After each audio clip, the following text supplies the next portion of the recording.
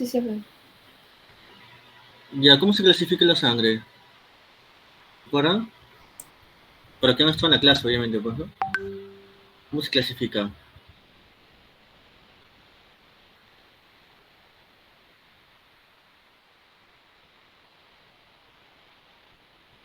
¿Cómo se clasifica la sangre?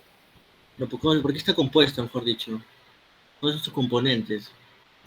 El plasma y los elementos formes, Ya, plasmas y figuramente elementos formes, ¿no? Perfecto. proteínas, Ya, albúminas, inmunoglobinas, globulinas alfa, beta, gamma, lipoproteínas, proteínas relacionadas con la coagulación.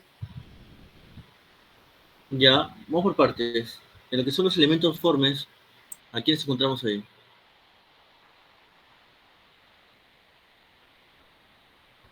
Eritrocitos, leucocitos y plaquetas. Perfecto. Ya, y el plasma, ¿qué encontramos en el plasma? Elementos orgánicos e inorgánicos. Ya, elementos orgánicos y inorgánicos. ¿Como cuáles, por ejemplo? Proteínas plasmáticas como la albúmina, la globulina, alfa, beta, gamma, lipoproteínas, proteínas relacionadas con la coagulación de la sangre y sales inorgánicas. Esa fue la Ya, parte orgánica. La orgánica serían hormonas, vitaminas, y ahí me quedé. ya, claro, está bien, muy bien lo que has dicho, pues, ¿no?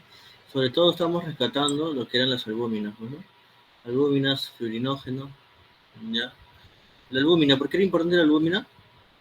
Para la presión coloidosmótica, Presión coloidosmótica, ¿no? ¿Qué cosa es la presión coloidosmótica? la presión que evita que el líquido salga de la sangre. Claro, Va, tiene que ver la va en contra presión. de la hidrostática, ¿no? O algo así, ¿no? Había un equilibrio, pues, ¿no? Presión osmótica, presión hidrostática, pues, ¿no? Ya, el fibrinógeno, ¿qué hacía? Formaba el coágulo, se transformaba en fibrina. Claro, fibrinógeno y fibrina, ¿no? Sí, una especie de tampón, ¿no? Básicamente es eso. Ya.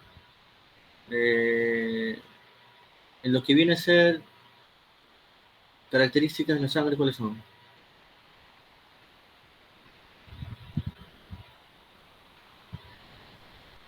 Características o funciones. Características y funciones, ¿no? Transporta gases, nutrientes desechos, Ya, oxígeno, distribuye hormonas, va a servir como buffer, o sea, va a tener una función estática. exacto. Ujú, como buffer. Y ya no me acuerdo qué más. También tiene que estar con la temperatura. Recordamos de su pH, ¿no? En este caso difiere un poco, ¿no? De las arterias y venas. En las arterias rojo más brillante, ¿no? Escarlata, ya, y así. Nos quedamos pendientes en lo que viene a ser pues glóbulos blancos, ¿no? Entonces, bueno, estas ya lo hemos visto, también hemos hablado de esto. Ah, ¿y cuál es la diferencia entre el plasma y el suero? Los factores de coagulación. Ya, ¿quién tiene factores? ¿Y quién no tiene? El plasma tiene. Al suero no.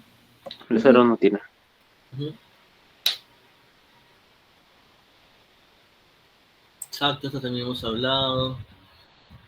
Los componentes también lo hemos mencionado. La diferencia entre plasma y suero. La presión coloidosmótica también. Eso lo que no lo han visto está en el video, ¿ya? Las proteínas en plasmas, las inmunoglobulinas, que habían tipos, ¿no? Fibrinógeno, también lo habían mencionado, también lo mencionamos, que yo recuerdo. Característica de los glóbulos rojos también lo mencionamos, pues, ¿no? Sí, sí, sí me acuerdo que lo hice. También, gracias a estas proteínas periféricas y también membranosas, es porque el glóbulo rojo puede ser flexible, ¿no? Y tiene cuya característica. Que se deforma como esta botella, pero regresa a su lugar. ¿Ya? Glóbulos rojos, y así, también lo mencionamos, también lo hicimos. Reticulocitos también lo hicimos. ¿No nos quedamos, chicos?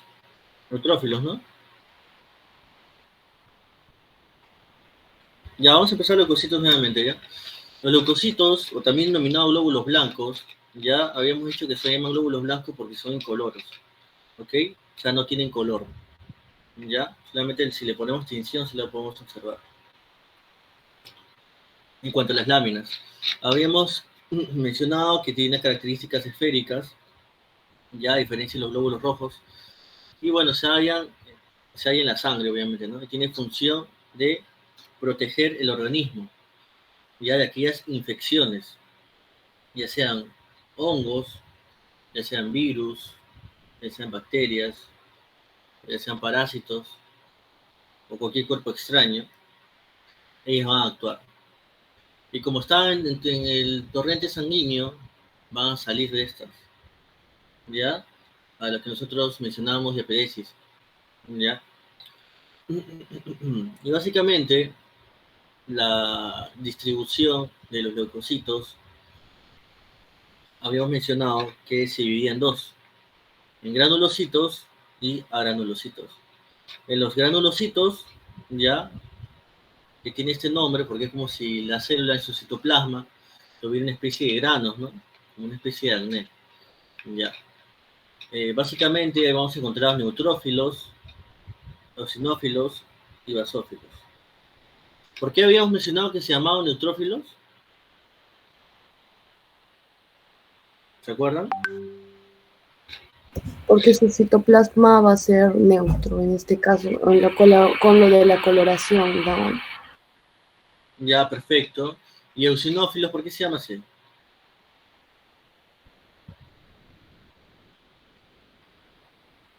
Porque su citoplasma se tiñe con la eosina. Claro, es por la tinción, pues, por la eosina, ¿no? Ustedes ya lo conocen ya. Y basófilos,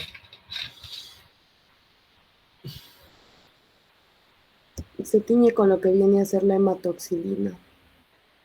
exacto, ¿ya? Y a granulocitos, pues básicamente no tienen gránulos, ¿ok? Entre comillas, ¿no?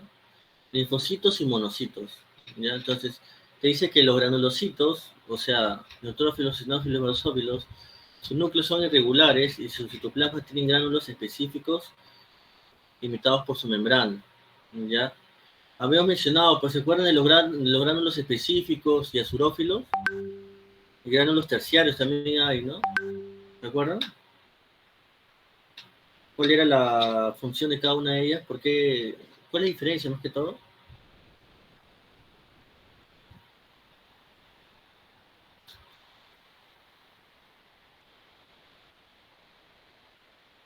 Los azurófilos eran para la digestión, por ser lisosomas. Ya, muy bien, claro. Y los específicos iban a dar la función de la célula. Ajá, claro, exacto, ¿no? Muy bien, entonces, claro, le da la función de la célula, ¿no? En el caso como, por ejemplo, en el caso de la defensa, ¿no? Ahora hablando de los neutrófilos, ya, los neutrófilos, básicamente habíamos dicho que son leucocitos polimorfonucleares, tienen varias formas, el núcleo, son redondeadas, ya, y miden básicamente pues, de 10 a 14 micras, sus núcleos tienen entre 2 y 5 lóbulos, en este caso tienen 3 lóbulos, habíamos mencionado, y están unidos por puentes de cromatina, en este caso estos serían los puentes finos de cromatina. ¿Ok? Y cuando la célula es joven, era el núcleo encallado, que si no me equivoco, te lo había dibujado, era algo así, ¿no? Pero cuando los recién está en proceso, ¿no? Después ya se vuelve así, el lobular. El núcleo en forma de bastón en corvo, que es esta. Y su citoplasma presenta gránulos específicos y surófilos, ¿no? Que son básicamente enzimas, como había mencionado compañero, ¿ya? Y la síntesis proteica, en este caso, los neutrófilos, estaba muy limitada porque básicamente los neutrófilos tienen poco retículo endoplasmático rugoso y poco ribosoma. ¿Ya? Esta es una imagen más real. Nosotros podemos observar que aquí básicamente hay 3 neutrófilos juntos, pues, ¿no? Ya cada célula tiene diferentes tipos de cantidad de lóbulos diferentes. De número me refiero, ¿no? En número. Bueno, y había preguntado también el corpúsculo de Barr, ¿ya? Esto también lo menciona el libro.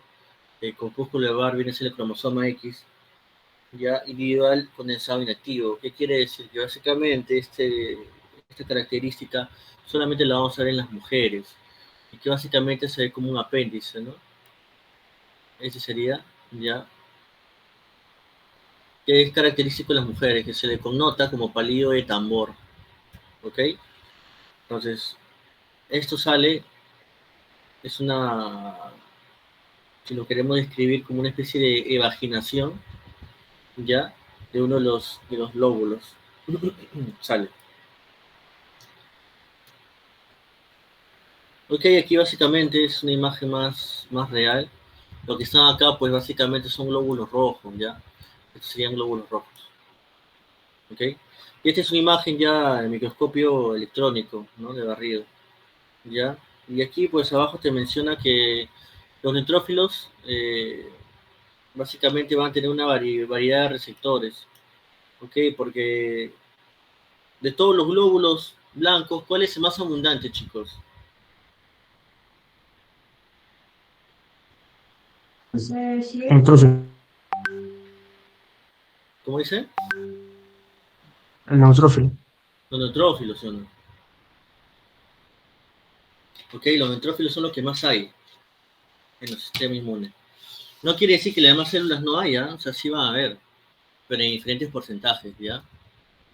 Esto también te lo expliqué, ahora que recuerdo, ya, básicamente aquí te menciona el Junqueira, sí, ya, las 3 clases de granulocitos que hay. Y aquí básicamente te menciona por qué está conformado, compuesto los gránulos específicos y azurófilos. Y el ROS, básicamente, te lo clasifica de esta manera, ya que también te la mencioné, cada una de ellas. Y esto también te lo mencioné. ¿Cómo se llama todo este fenómeno? Diapedesis. Exacto, ¿ya? Entonces, era cuando el neutrófilo, básicamente, sale del torrente sanguíneo. Esto lo que ustedes ven acá es la pared del vaso sanguíneo. Supongamos que sea la capilar, ¿no? O parte de una arteria que ya está volviéndose capilar. Entonces, básicamente, ¿estas qué células son?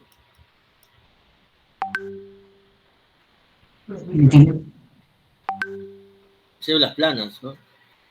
Endotelio. ¿Se acuerdan? Ya, es lo mismo.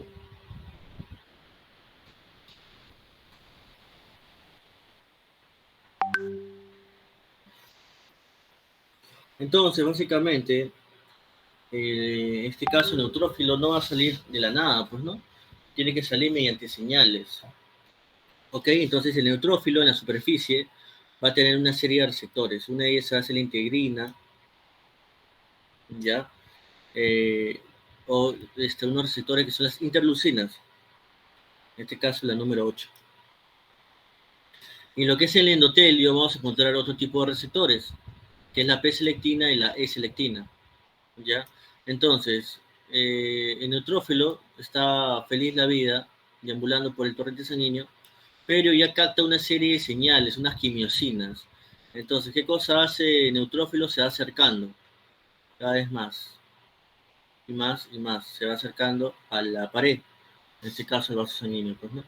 Entonces, va a haber otros receptores, y lo cual se va a unir el neutrófilo, y aquí va a haber un mastocito, y tú sabes que el mastocito va a segregar lo que es heparina, histamina, que son unos mediadores, lo cual va a facilitar de que el neutrófilo atraviese ya con facilidad el vaso sanguíneo. Y este ya puede migrar a donde, a donde sea querido, un subjetivo, pues, ¿no? Ya de repente va a querer atacar cualquier elemento extraño o microorganismo, pues, ¿no? Así como hace esta célula, hacen varias. ¿ya? Una vez que ya básicamente la capta, básicamente, ¿no? Supongamos que este sea el antígeno, ¿ya? El antígeno, porque obviamente este sería el anticuerpo, ¿no? Entonces va a tener una serie de... Todo esto es un mecanismo muy bonito, ¿ya? Cuando llegue en microbiología, ustedes van a ver este mecanismo más a profundidad. Yo recuerdo que hice este seminario lo hice con el doctor Segami, uno de los primeros seminarios que hay, en lo cual jamás me olvidaré, pues, ¿no? Porque lo estudié tanto, ¿ya? En ese entonces todo era presencial, pues, ¿no? Incluso, no sé, metí diapositivas, me acuerdo que agarré la pizarra y también lo hice. Es un tema, pues, básicamente bonito, porque al inicio es un poco complicado, ¿no? Porque son muchos nombres, hay cosas que no vas a entender, pero todo tiene sentido, todo va teniendo sentido. Entonces, estos antígenos obviamente lo va a captar, ¿ya? Neutrófilo, entonces, mediante los receptores, va a, aquí ocurre como una especie de miosintaxis, algo así. ¿Ya? ¿Por qué? Porque estos, básicamente, estos antígenos, se le va a pegar los anticuerpos, así. Y que se le pegue, el simple hecho que se le pegue al antígeno, hace o se facilita a que ya básicamente, en este caso, el neutrófilo haga una especie de boca, ¿no? ¿Por qué? Porque básicamente lo va a fagocitar, pero para fagocitarlo, ya estos anticuerpos se tienen que unir al antígeno. Y esto de amarillo que ustedes ven son receptores. Esos receptores van a ayudar a hacer una especie de endocitosis, ya. Entonces después se va a volver un fagosoma. Se te hace, se te hace conocido, ¿no? Que lo hemos visto en biología. Ya, entonces tú sabes que básicamente esos gránulos específicos van a estar compuestos por lisosomas. Tú sabes que los lisosomas poseen enzimas, ¿no? Y básicamente va a ser la digestión. Se convierte en un fagolisosoma, hace la digestión, ya hace la digestión ya que tenía dispuesto a hacer, gracias a las enzimas, ya, y básicamente pues después eh, libera ciertos tipos de desechos. Y aquí podemos ver que queda un cuerpo residual. Aquí yo te lo he explicado a grosso modo, ¿ya? Te lo he explicado a grosso modo, sí, en líneas generales, pero en realidad es más específico. Pero eso ya lo va a llevar en microbiología. Pero lo importante es que tengan la idea de cómo sirve el sistema inmune, cómo es que funciona, ¿ya? Ahora, pasamos a la... ¿Todo claro, chicos? ¿Tienen una duda?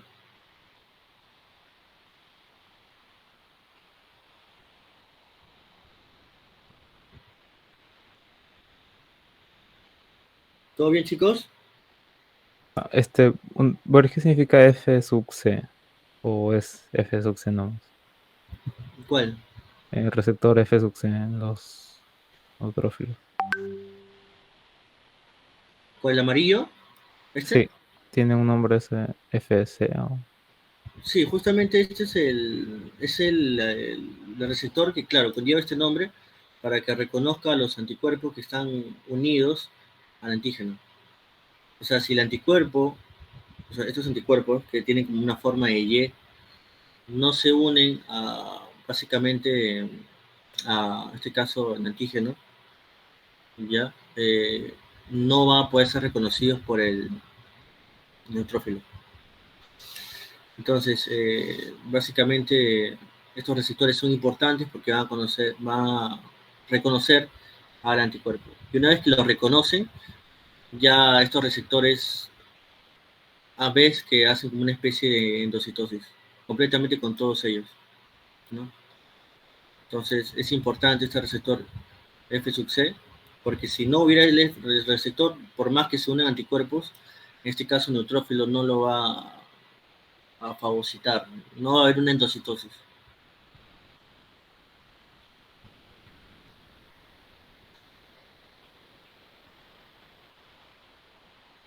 ¿Sí?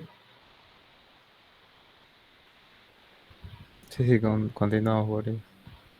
Ya. Ahora, los eosinófilos también son granulocitos, ya, pero esos son menos numerosos. Quiere decir que hay menos cantidad, de 1 a 3% nada más. El tamaño, ya varios libros te dicen que te los comparas con los neutrófilos respecto a su tamaño, pero te dicen que básicamente es algo mayor. No te dice cuánto, simplemente te dice que es un poquito más grande, por así decirlo. Su núcleo generalmente es bilobulado, ya, como se puede observar en la imagen. Ahora, básicamente las organelas que tiene el eosinófilo, el retículo emblemático rugoso, el liso, el Golgi, las mitocondrias, también se encuentran en poco desarrollo. ¿Ya? Ahora, los gránulos, estos que están en la parte del citoplasma, esos rojitos que ustedes ven, se van a teñir, pero de color medio, ¿no? Rojizo. ¿Ya? Se tiñen de eosinófilos. ¿Ya? Entonces, básicamente por eso lleva el nombre, ¿no? Por la eosina. Y estas básicamente, los eosinófilos van a segregar o van a secretar lo que vienen a ser las citocinas, interleuquinas, interferón, leucotrienos e histamina. ¿Ya? Sobre todo aquí los eosinófilos también se rescata lo que viene a ser la histamina, ¿no? O sea, básicamente un cuadro de alergia, estos se conocen, lo que te he mencionado, como mediadores inflamatorios, ¿ok? Si hay cualquier tipo de daño, lesión o injuria en los vasos sanguíneos, ya van a aparecer los eosinófilos y van a segregar todas estas especies de interleuquinas, leucotrienos, ya segregan las células a este nivel. Es por eso que se inflama, obviamente hablando celularmente, y esto hace que esta señales, ¿no? Estas señales hace posible que vengan otras células, otros macrófagos, y vengan y fagociten lo que tengan que fagocitar, pues, ¿no? Aquel microorganismo que está haciendo daño al nivel tisular o al vaso, ¿no? Donde se encuentra. Entonces, el segregar todo ese tipo de sustancias ayuda ya a que vengan otras células, otros macrófagos y ataquen, y así sucesivamente. ¿Ok? Sus características son así, ¿ya? Y específicamente son bilobulados, ¿no? Igual un ligero puente. Y a diferencia de los neutrófilos, es el citoplasma, ¿no? Pueden comparar ustedes aquí básicamente los gránulos que tienen no se tiñen de ese color, ¿no? A diferencia de los eosinófilos.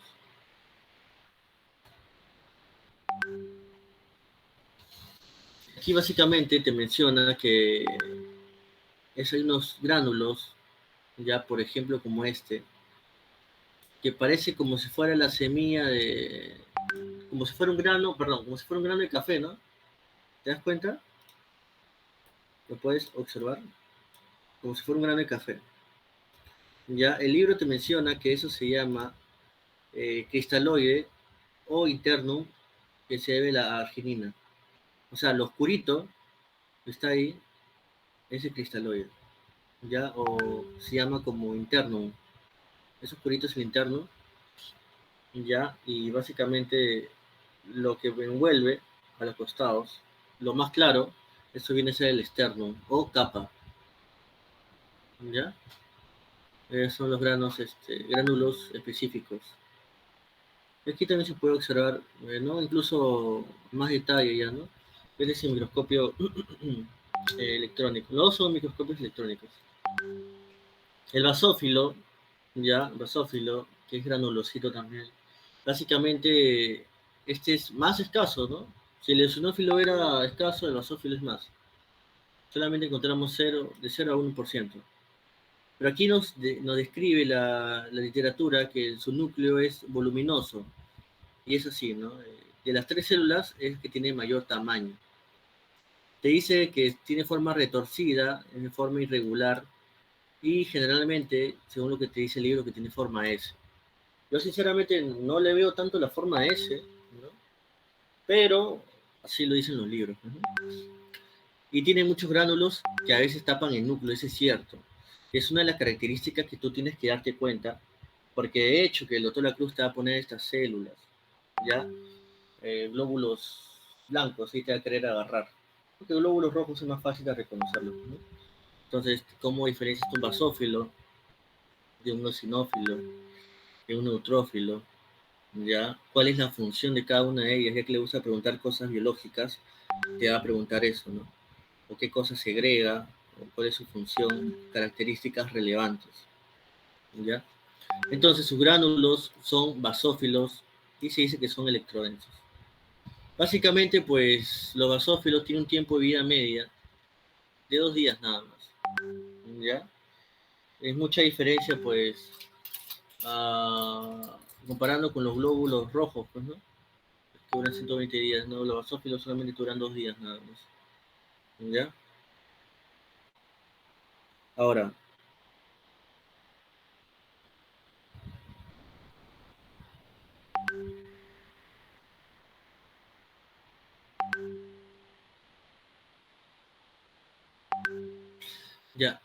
básicamente, te dice que la función de los basófilos está relacionada con la...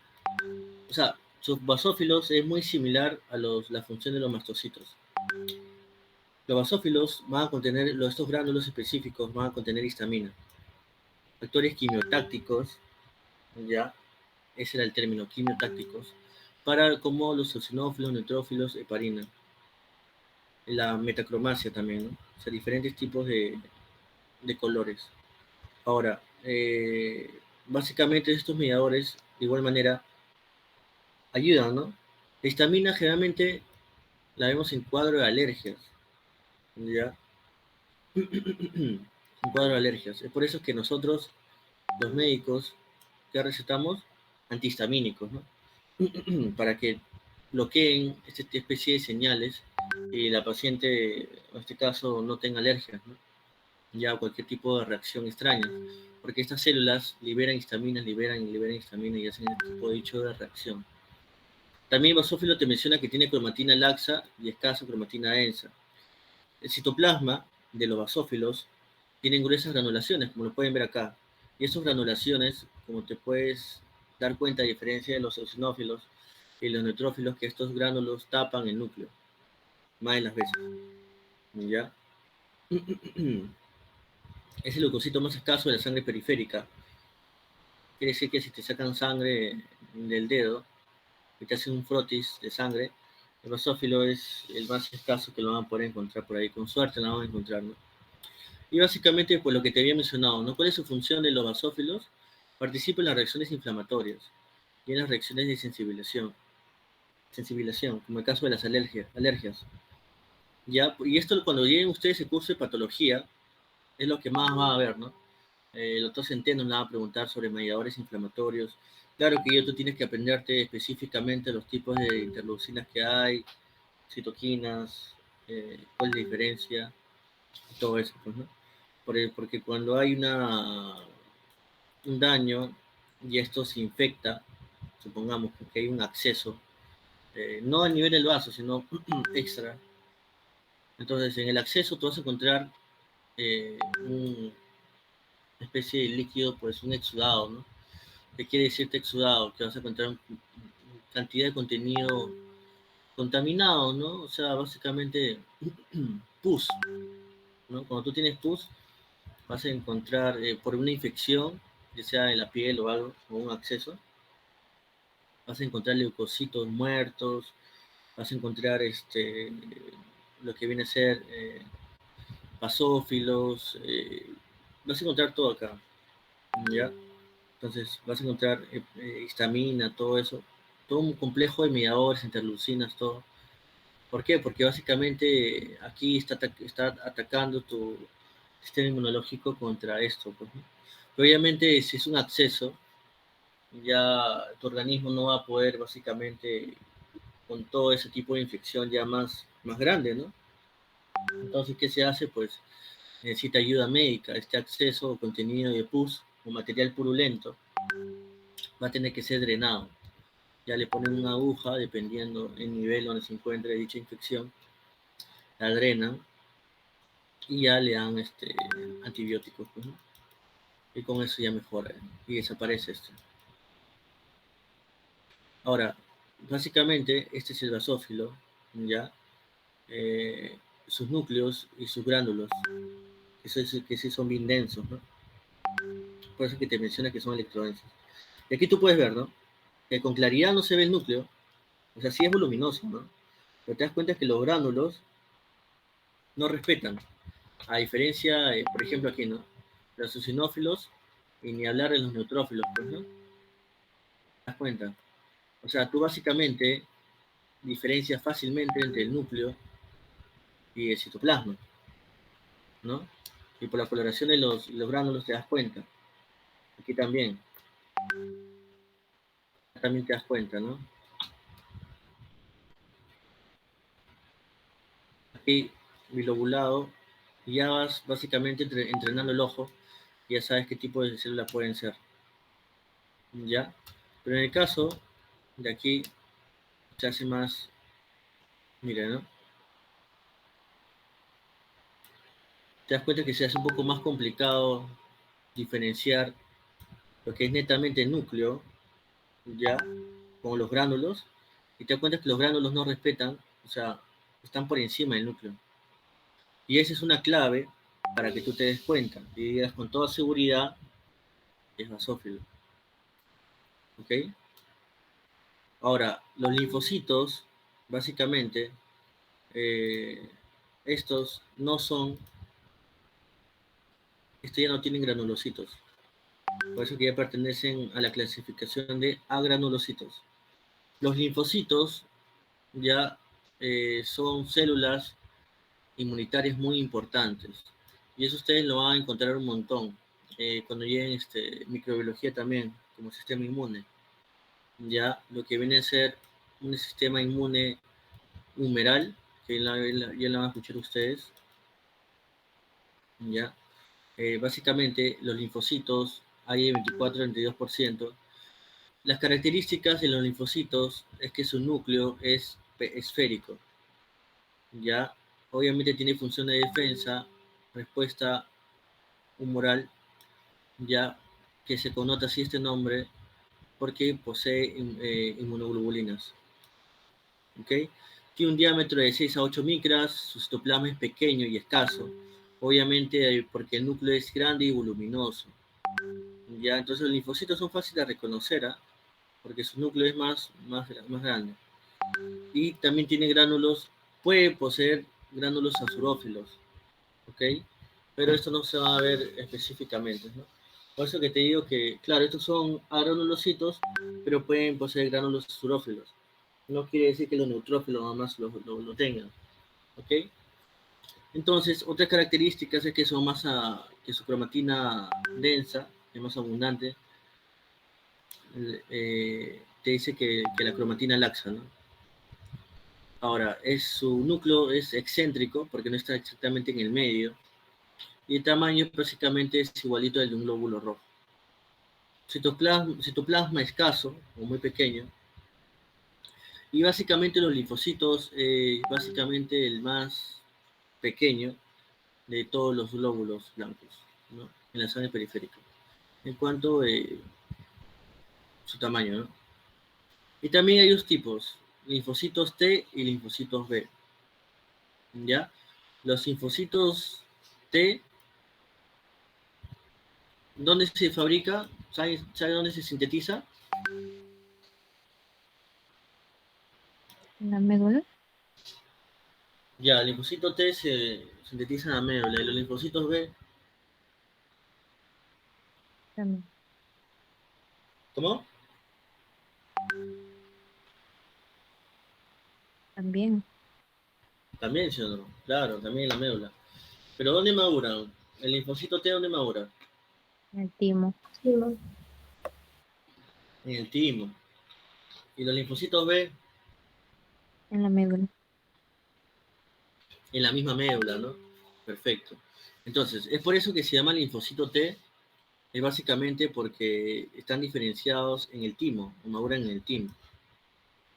Y los linfocitos B llevan esa connotación, ese nombre, porque básicamente en un inicio se descubrió que son diferenciados en una bursa que se llama la bursa de Fabricio. Entonces ya le pusieron la B de bursa, ¿no? Pero eso tiene cierto tipo de características, ¿ya? Los linfocitos T, linfocitos B, y también hay otros linfocitos natural killer, ¿no? Que lo van a ver después de repente. Pero los linfocitos T tiene ciertos tipos, trabaja con ciertos tipos de, básicamente, de mediadores, ¿no? Que uno se llama la CD4 y la otra se llama la CD8,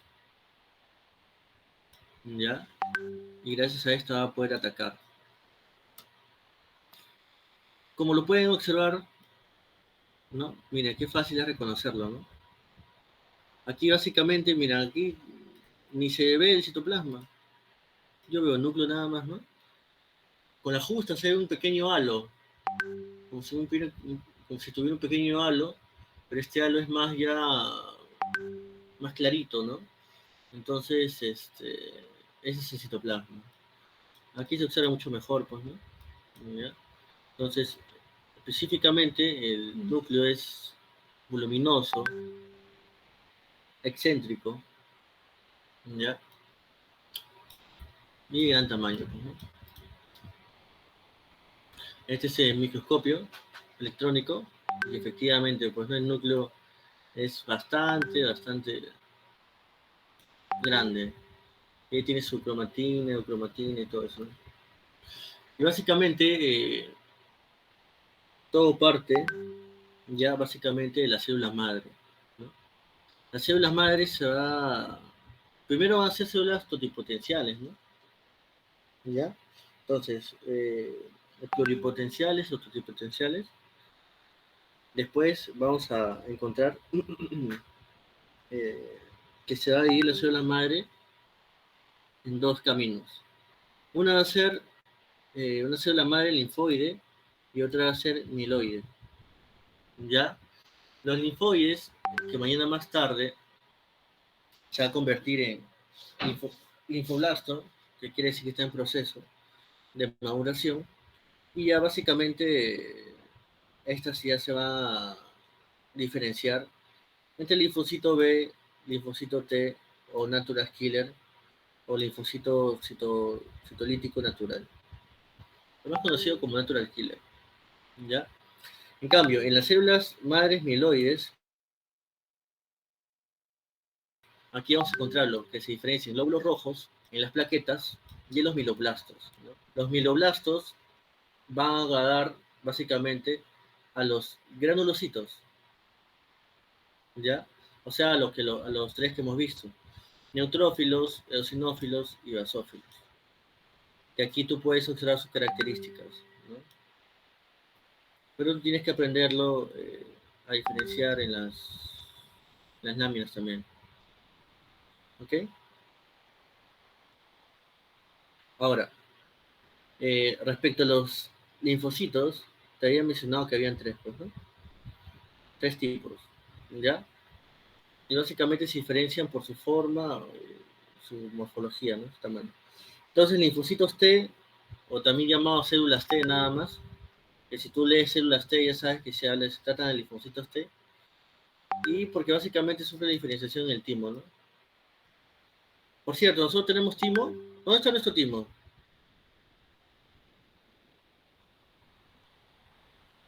Mediastino. En el mediastino. Ya.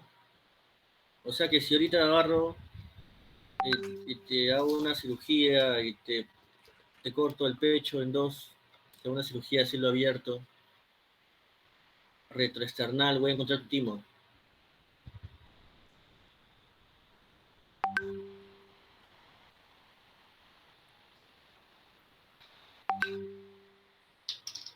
¿Qué es retroexternal? Supongo que sí.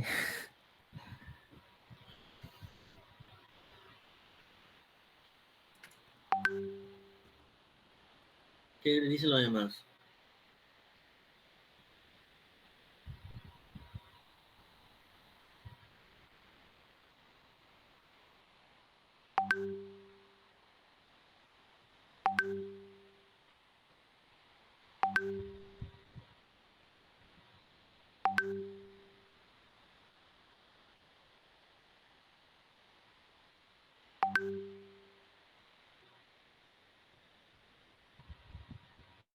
Ya, por el interno me dice que están por debajo del esternón. Ya.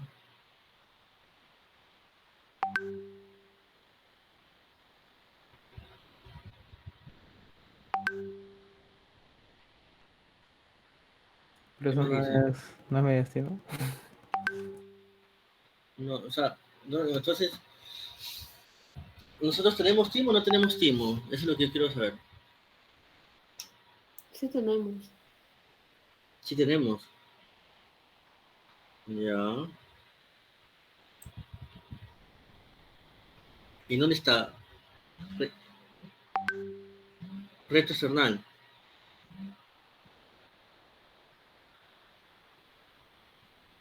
Eso quiere decir, ¿no? Chicos, nosotros tenemos timo hasta la adolescencia, ¿ya? Hasta que ustedes tienen la edad de 13, 14 años, 15 años. ¿Ok? Eh, Llega a cierta edad, como las 14, 15 años, y después hay una especie de involución. Quiere decir que el órgano, el timo, empieza a atrofiarse, se empieza a encoger, ¿no? Por eso que en los niños sí se puede ver el timo, todo eso, ¿no? Que en los adultos, vaya a cierta edad, a partir de los 15 años, se empieza a atrofiar. Se atrofia, o sea, quiere decir que disminuye